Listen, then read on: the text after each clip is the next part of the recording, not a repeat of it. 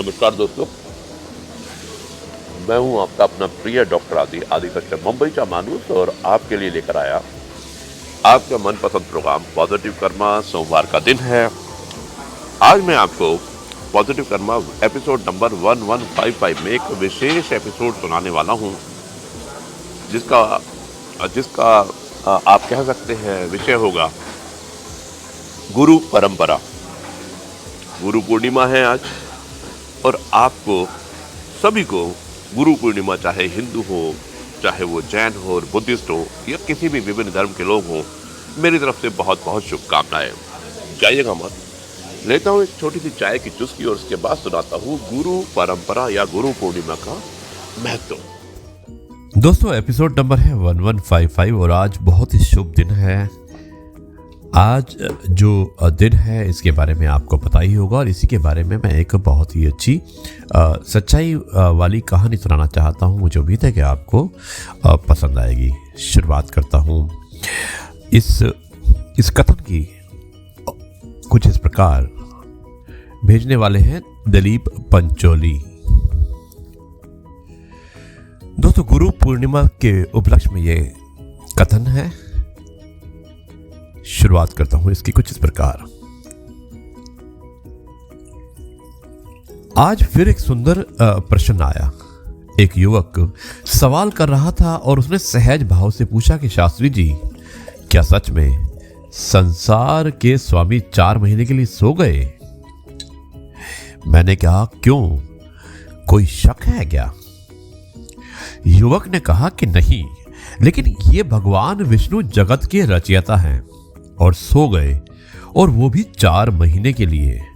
ब्रह्मांड के मामले कैसे चलेंगे?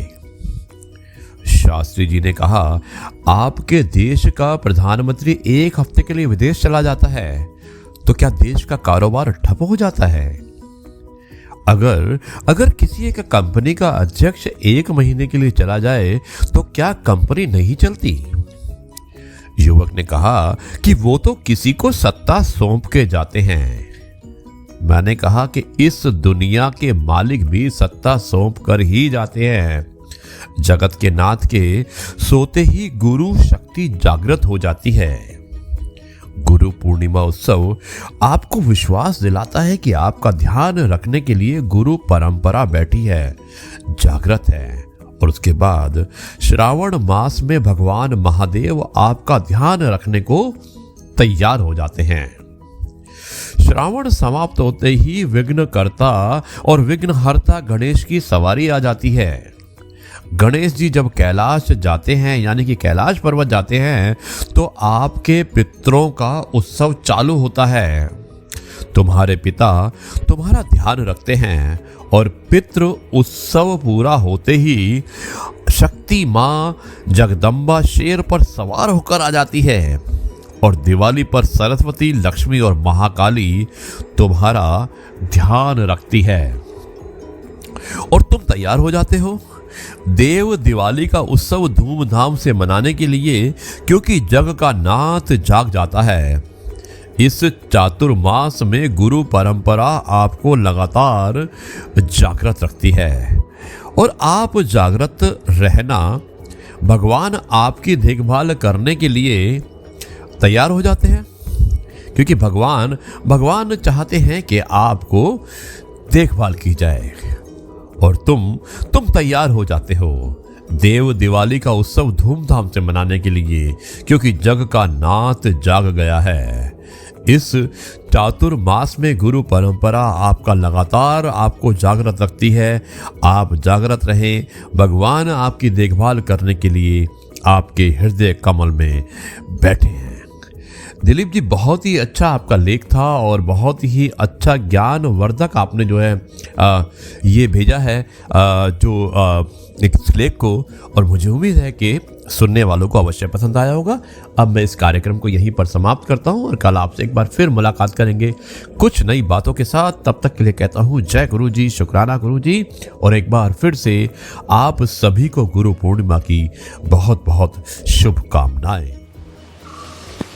तो जी हाँ दोस्तों, कैसी लगी आपको ये कहानी? एपिसोड नंबर 1155 और गुरु पूर्णिमा के उपलक्ष्य में थी गुरु परंपरा। जिसमें आपने देखा शास्त्री जी से एक उनके भक्त यानी कि उनके शिष्य पूछते हैं कि गुरु, अगर भगवान विष्णु 4 महीने के लिए विश्राम के लिए चले जाते हैं तो दुनिया कैसे चलती है? और कितनी आसानी से, कितने अच्छे तरीके से बताते हैं आपको गुरु की परंपरा को कैसे निभाया जाता है अगर गुरु विश्राम करने चले जाते हैं। तो एग्जाम्पल देते हैं कि आप प्रधानमंत्री अगर बाहर चला जाता है तो क्या उसका देश नहीं चलता, या किसी कंपनी का मालिक अगर छुट्टियों पे चला जाता है तो क्या देश नहीं चलता।